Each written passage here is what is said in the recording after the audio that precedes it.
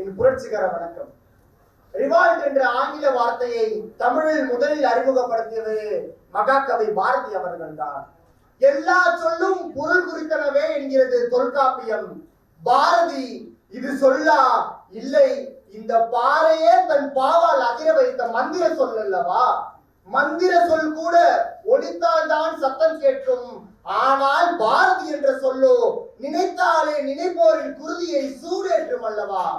யார் பாரதி? தலைப்பு எனக்குள் பாரதி தான். பாரதி எனக்குள்ளே இருந்து கொண்டிருக்கிறார்.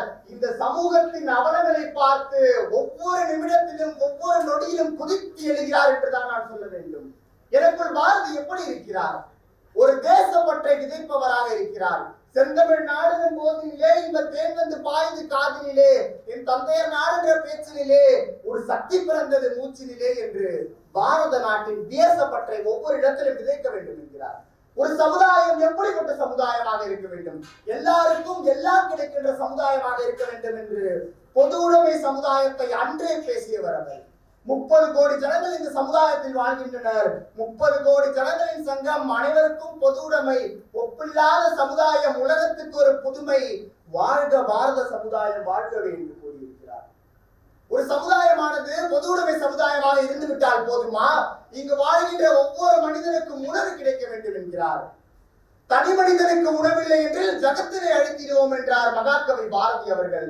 ஆனால் இன்று ஒருவன் பட்டினியாக இருக்கின்ற பொழுது நாம் அடுத்த வேலைக்கு உணவை சேர்த்துக் கொண்டிருக்கிறோமே. இதை பார்க்கின்ற பொழுது எனக்குள் இருக்கின்ற பாரதி கொதித்திருக்கிறார்.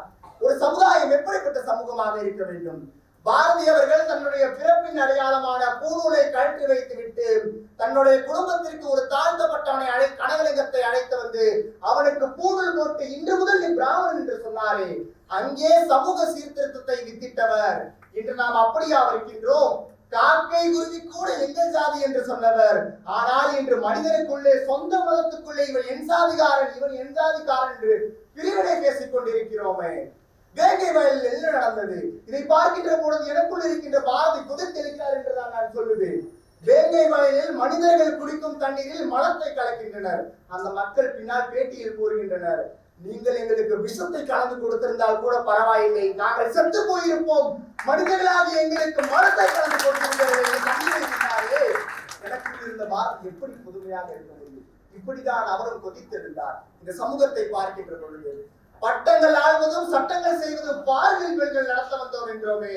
ஆனால் அவர்கள் எல்லா துறையிலும் சாதனை செய்து விட்டார்கள் என்று நாம் விட்டுவிட முடியாது. மாதர் தம்மை இழிவு செய்யும் போது இந்த மடமையை கொளுத்தோம் என்றார் பாரதி. நாம் கொளுத்தினோமா?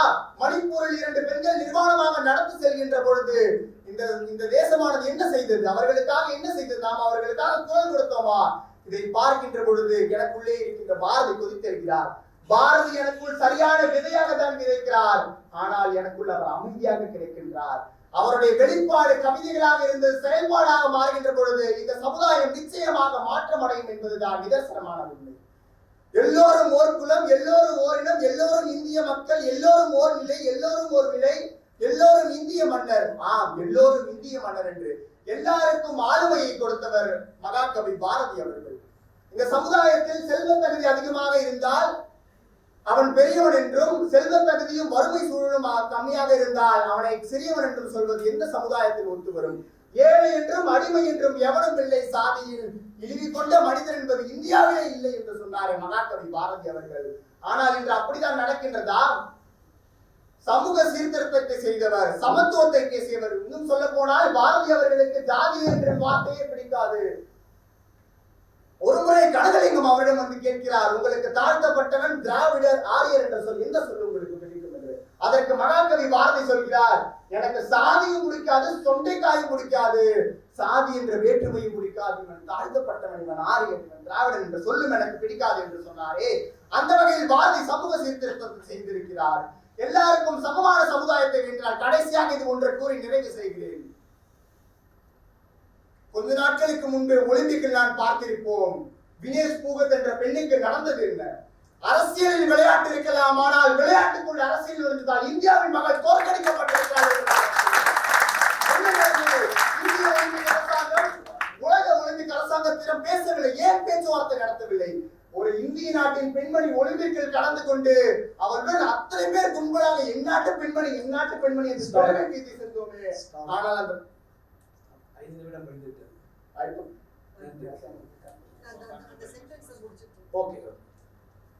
அவர்கள் அத்தனை பேர் கூட செல்கின்ற பொழுது அந்த பெண்ணுக்கான நீதி கிடைத்ததா? அவள் 3 நாட்களை தோற்கடித்த பொழுது கூட அவளுக்கு சோர்வு ஏற்படவில்லை. அவள் இந்த இறுதி போட்டிக்கு செல்கின்ற பொழுது நீ போட்டிக்குள் நுழையக்கூடாது என்று சொல்கின்ற பொழுது அவர் கூறுகிறார், விளையாட்டுல விளையாண்டப்ப கூட எனக்கு சோர்வு இல்லைங்க, ஆனா 3 நாட்டை தோற்கடிச்சு நான் இறுதிக்கு போட்டி சென்று நான் வெற்றி பெறுவேன் என்று தெரிகின்ற பொழுது என்னை எடை அதிகமாக இருக்கின்றது என்று சொல்லி வெளியேற்றினார்களே, என்னுடைய கனவு தொலைந்து விட்டது என்று சொல்லி வெளியேறுகிறார் என்றால் இந்த சமுதாயம் எப்படிப்பட்ட சமுதாயமாக இருக்கிறது? ஒவ்வொருக்குள்ளும் பாரதி புதைந்து கிடக்கிறார் என்று நான் சொல்லுவேன்.